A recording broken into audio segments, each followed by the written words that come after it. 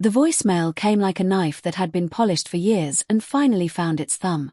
I was wiping down the kitchen counter, habit, nervous ritual, when my phone vibrated against the cold granite. Her name on the screen, Mara. I thumbed it open without thinking, because there are voicemails that are small and ordinary and there are ones that set your spine on fire. This one did not ring, it unfolded into silence and then a voice I did not recognize, low and breathy, cutting across the calm I had been living in as if from a different country.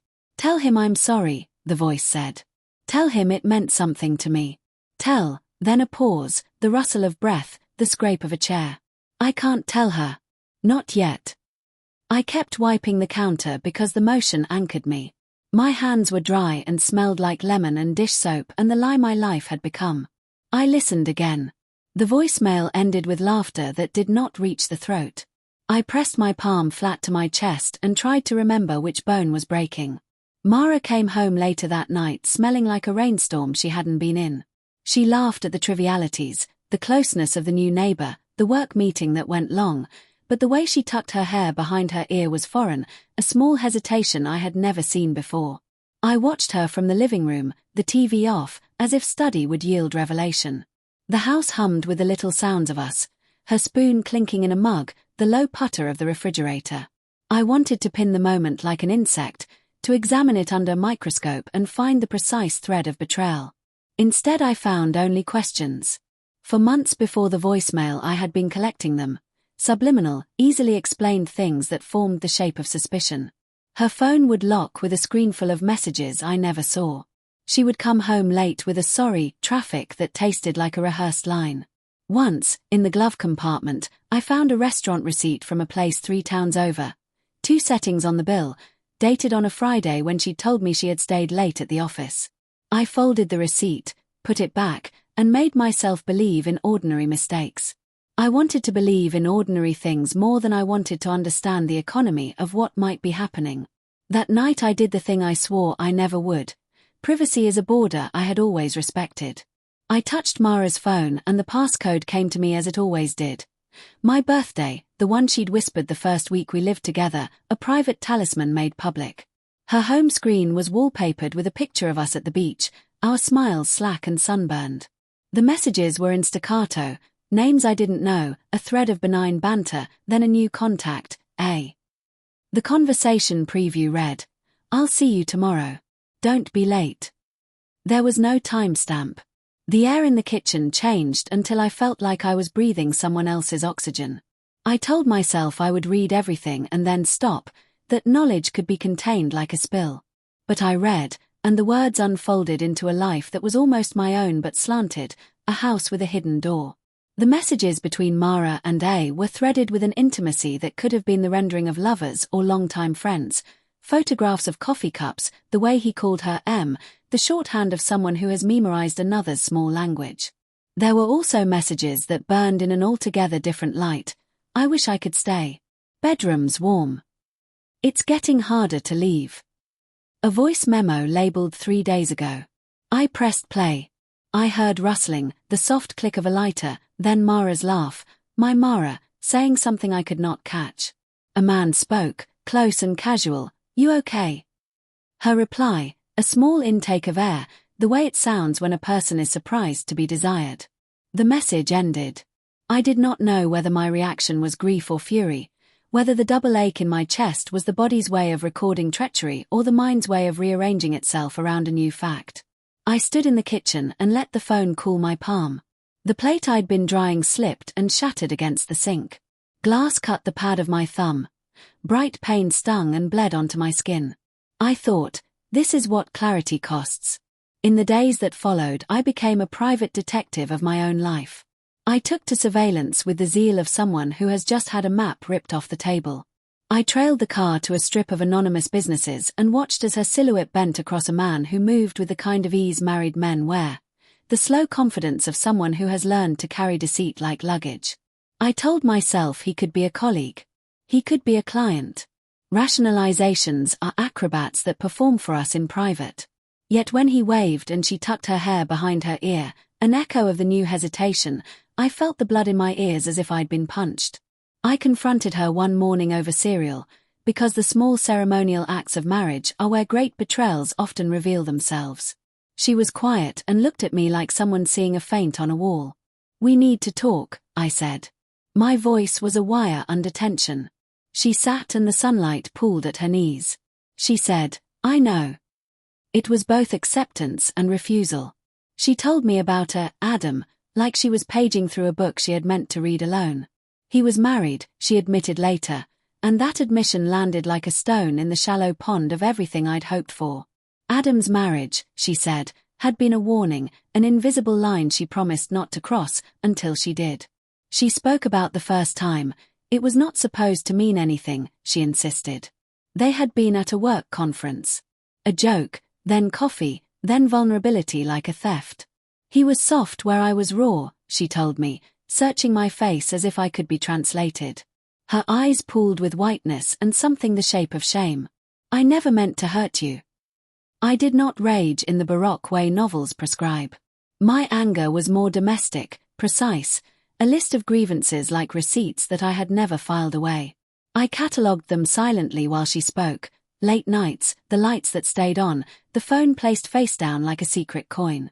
Each one was a tiny incision into the belief system that had kept us alive together. And yet there was love in me, a stubborn, old-fashioned animal that did not know how to die cleanly. I sat with both things at once.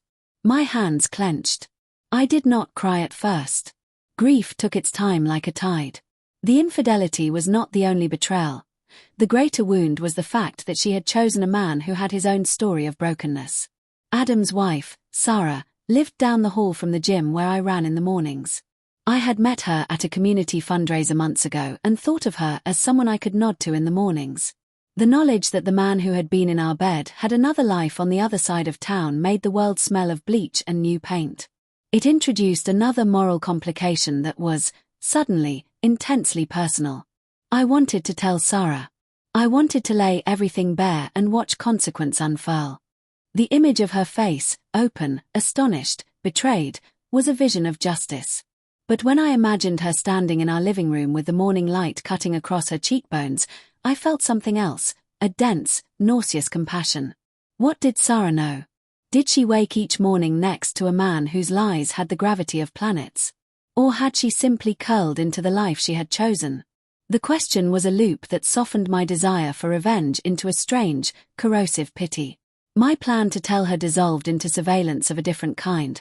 I watched Sarah from a distance and tried, like a preposterous burglar of dignity, to reconstruct the private life of people who were not mine. I followed her to the market and saw how she folded herself through aisles in a practiced way, how she bought exactly 2 avocados and a magazine, how she smiled at a child picking strawberries. She had the inelegant holiness of someone who kept living through the small rituals. I took to imagining her in our kitchen. The sound of her hands on the plates, the ordinary sound of someone's life unfurling. The urge to expose her to the truth curdled into a different feeling, something that resembled trespass and tenderness at once. "You can't fix this by breaking her," Mara said one night, a quiet verdict she delivered like a fact. "You can't be the avenging husband." There was a staccato of bitterness in her voice, as if she would not allow me the cheap satisfaction of cruelty. "How can you say that?" I asked. My stomach ached. The desire for retribution was a map of feeling I could read: humiliation, fear, helplessness. "Do you care that he's married? That he has a wife?" She looked at me as if she'd been waiting for me to arrive at an answer only to find that I had not earned the wisdom to voice it. "Yes," she said. "But hurting her won't undo what we did. It would only add another kind of damage." She covered her mouth with her hand and watched the space between us. What we did, what I did, was already a wound. I don't want us to build a pyre of people on that wound. Her words were both confession and defense. They told me that within the breach there was a human geometry I had not accounted for. The fact that hurting another woman would not stitch the fabric back together but instead expand the tear until everything frayed. I wanted to throw a brick through Adam's car window, to leave a note on his windshield with my fingerprint pressed into the paper like a signature. I wanted Sarah to know so that she could choose or reject with full knowledge. The urge to be moral arbiter was seductive. It was also a child's version of power. We tried, for a while, to translate betrayal into something manageable. We sat across from a counselor who offered neat metaphors, betrayal as a broken mirror, and let her speak while she wrote on a pad. Mara used words like shame and stupidity. I used words like trust and why.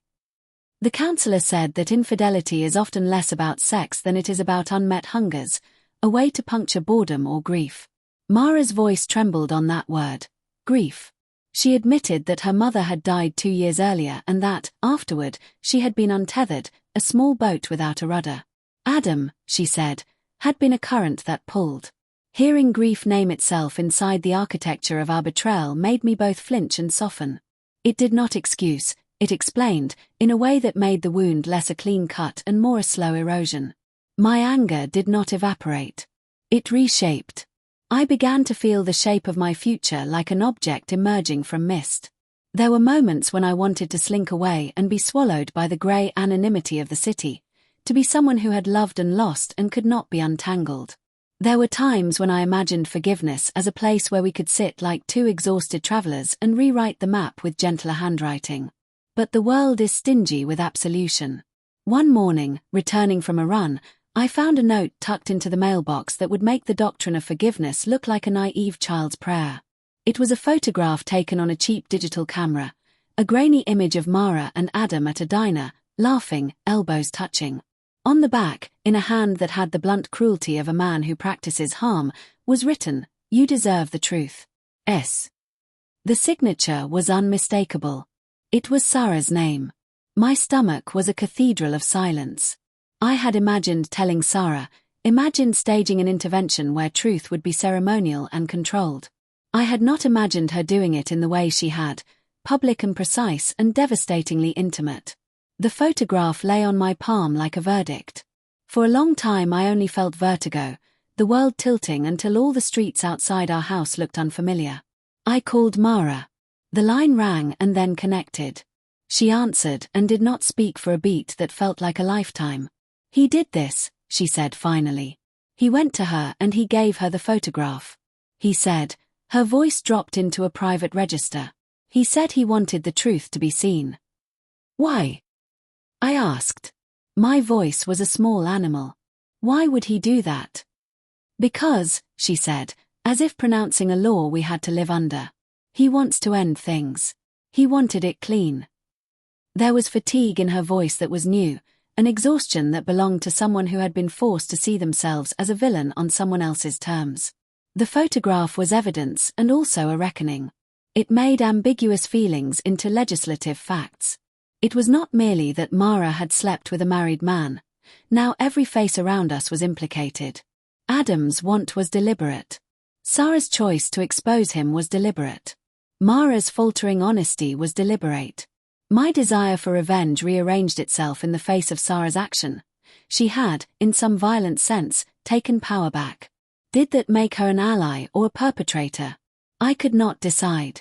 That night, I sat at the kitchen table and listened to the house breathe. The night outside the windows was a wet ink wash. Inside, the light above the table hummed like an insect. I learned then that betrayal is not a single event but a constellation, a pattern of small choices that, once noticed, reconfigure the sky. I learned that people hold within them complicated loyalties. Love for a partner, devotion to a stranger, guilt for needing both. I learned that revenge is a brittle currency and that the moral accounting of another person's life is as dangerous as setting a city alight. As the clock moved and morning prepared to intrude, I found my hand going to the photograph again, as if the grainy faces could be rearranged into meaning if I only tilted them in the right light. Something in Sarah's posture, stiff, determined, not quite triumphant, troubled me. She had not sent the picture as vengeance. She had sent it as a demand to be recognized. The revelation cluttered my chest with a new kind of ache, the knowledge that every person in this story was damaged and deserving, guilty and human. I did not have the muscles to wield this kind of justice. When Mara came to the table the next morning, she was thinner in the face, as if worry had taken up residence in her jaw. She sat across from me and did not reach for my hand. "I want to tell her myself," she said. "If she came to our house and saw me, if she saw that I'm not a paper villain, maybe she'd understand." I nodded because my tongue was a tired thing and agreement felt like a boat. But I knew, with the cold certainty of someone who has read too many maps, that telling wouldn't heal. It might make us honest, or it might make things worse. I felt the future as a sharp-edged object. I could choose to wield it or let it plunge me. We stood on the cusp of action, two people with torn sleeves and the outlines of a life we could not pretend unchanged. Outside, the street glistened with the recent rain. Inside, everything smelled faintly of lemon and the clean cut of a life rearranged. I took the photograph and folded it into myself like a secret I had been given and did not yet know how to spend. We arranged the meeting because the world seemed to demand theatricality. There would be a conversation conducted in polite syllables, the kind that held the possibility of either rupture or repair. Sarah suggested the cafe on Maple, neutral ground with threadbare chairs and coffee that tasted of burned hope. She refused to see us in our house, too intimate, she said, or in Adam's domain. The morning I drove to the cafe my hands were steady but my mind was a room full of broken furniture. Mara sat beside me like someone who had spent nights reassembling herself from splinters. I wanted to hold her, to stitch with my hands what words had already frayed. Sarah arrived first, and when she walked in she looked less like the avatar I had constructed and more like a person. Mid-30s, hair caught in a casual updo, eyes that did not aim for spectacle but angled down like someone who preferred to keep the world from exploding. She carried a tote bag and wore a coat that looked like it had weathered plenty. There was neither triumph nor martyrdom in her posture, only a steady resolve that made me feel suddenly foolish for having imagined her as an instrument of revenge. Adam arrived later, as if he had been summoned to testify at his own downfall. He was smaller than I had pictured in my anger, a man who had traded tenderness for convenience and then miscounted the cost. His face was a map of exhaustion, sleep-deep lines, a mouth that had been too often closed when it should have been speaking. He sat across from us and did not meet our eyes. The cafe smelled of coffee and sugar and the particular, grown-up silence of people waiting for a verdict. I asked to meet because I wanted to hear it from you, Sarah said quietly, looking at Mara first and then at Adam. The cadence of her voice suggested she had rehearsed little and allowed herself to speak with nakedness. I want to know why. Mara's hands folded in her lap. Her apology came like an old song. I was lonely, she said simply, the phrase flattening into truth. After my mother died I felt less myself. I didn't think I was betraying anyone. I thought I was trying to find myself. Adam's face tightened. It wasn't like that for me, he said. His voice wavered. And then he stopped because the act of explaining a failure is often its own admission. He admitted to the affair like a confession said with the palms turned up. I didn't plan to hurt her, he added, meaning Mara. I didn't think about my life. I let things happen that I should have stopped. Listening, I kept trying to locate the pivot point where fate or choice had shoved us all off course. The conversation folded back on itself, explanation, indignation, plea. Conversations like these are dangerous because they can produce miracles, understanding, or wreckage. Sarah said, and it struck me like an observation of cold practicality. I don't want you to punish me by making me the villain in your story. Her eyes found Adam's. I want to understand why you left me out of your choices. There was a kind of honesty in that request that made the edges of my anger dull. Sarah's posture didn't ask for my retribution. It asked for a reckoning from the person who owed her the truth. It was a demand that was both moral and intimate. I felt the urge to step forward and tell her everything. Mara's laugh in a recorded message, his half-whispered apologies, but the knowledge that unspooling private affairs in public was its own cruelty kept my mouth shut. There was a code among us. Speak with humility, not violence. After the meeting, after confessions that were more about light than about absolution, the four of us went our separate ways. The air felt altered, as if some irrevocable thing had been named aloud and therefore changed. I expected fireworks, a collapse, a dramatic unraveling. Instead there was a slow, unsettling recalibration. Adam moved out within a week. He left a note for Sarah, an anemic thing that read, "I'm sorry," and nothing more. He rented a room in a different neighborhood and started answering emails again with the embarrassed professionalism of someone trying to salvage life from a mistake. Mara stopped sleeping with the lights on, which was a kind of small mercy. She stopped putting her phone face down. She began to go to therapy with a persistence that smoothed the raggedness of her confessions into careful stitches of repair. I watched these changes like a scientist watching a patient's pulse return to normal. It was not the same as before. The old fabric of us had been rewoven with different threads, thicker, coarser, more durable perhaps, but different in texture. And then the twist I had not expected arrived in the most domestic of ways. A letter in the mail, the kind with a stamp and the slow authority of handwriting. It was from Sarah. Inside she had written with a simplicity that felt like mercy, "I don't want your revenge. I want to know if you will stand with me." The words startled because they were not about retribution. They were about solidarity in the face of a shared injury. She told me how she had stood at Adam's side through a job loss and a father's illness, and how, in the quiet that followed, she had stopped expecting to be the center of his attention. Her letter was not a weapon but an invitation to complexity. Could we be adults who held our truths without adding to the damage? I read the letter on the porch with my hands around a mug of coffee gone cold. Mara found me there and sat without asking, the two of us folding into a silence that was both comfortable and alarmed. "She wrote to you," she said. There was no venom in the statement. There was only the knowledge that each person in this story had their own claim to suffering. "We can do a thing," I said, surprising myself. "Or we can do nothing. I don't know which is softer." The desire to be moral arbiter still fluttered in my chest like a trapped bird. But something in Sarah's letter, her refusal to be a pole of blame, made the idea of vengeance look petty and unproductive. We did something I had not imagined. We formed an uneasy truce, not because we forgave one another with sweeping gestures but because we agreed to stop weaponizing pain.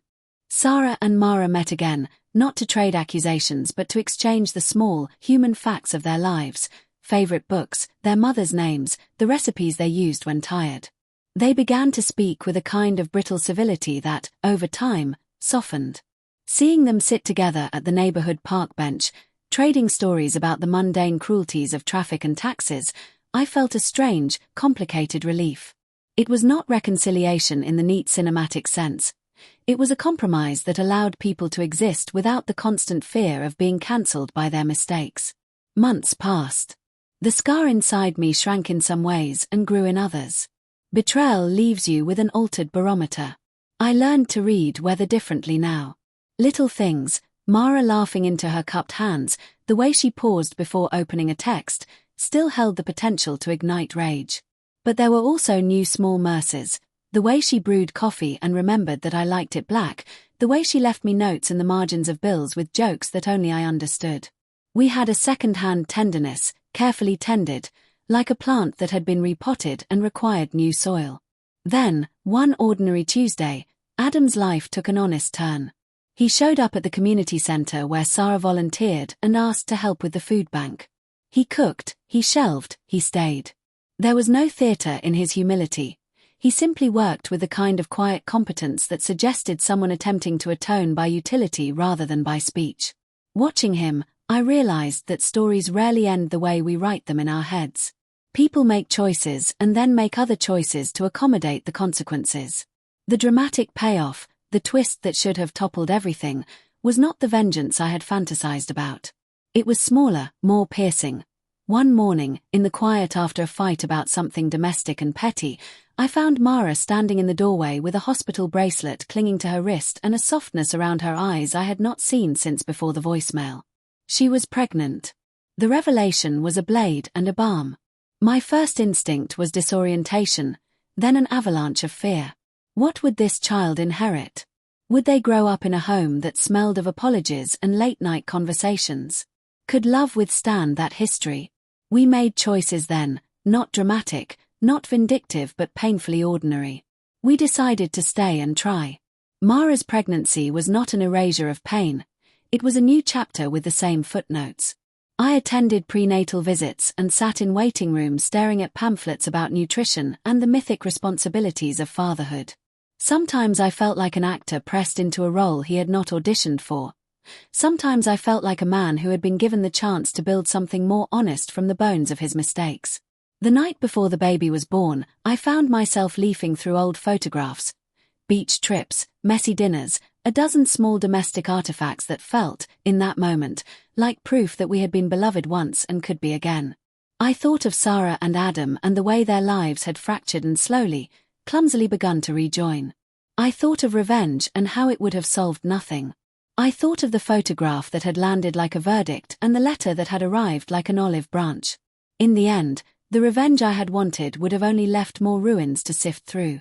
When the baby arrived, a small, fierce thing with Mara's mouth and my hands, I felt a surge of emotion so large it made my breath hitch. It was not redemption. It was the raw, unbidden love that comes from facing the unknown with someone who had once been your betrayer and is now your accomplice in care. The first time I held our child, I felt undone. The past did not vanish. It lay like a map, a geography of mistakes that would always shape where we walked. Yet there was also a path forward that required ordinary bravery. The courage to stay, to forgive in practice if not in absolution, to be honest about the splinters that remained. Outside, the city hummed its indifferent song, the same weather, the same petty politics, the same small cruelties. Inside, we learned to live with the knowledge that people are not single stories. We are chapters folded into one another, messy with contradiction. I thought often of Sarah, of her choosing to send the photograph, of her letter that chose solidarity over spectacle. She had not been the monster I imagined, nor had she been the saint I would have needed her to be. She was, like the rest of us, complicated and human.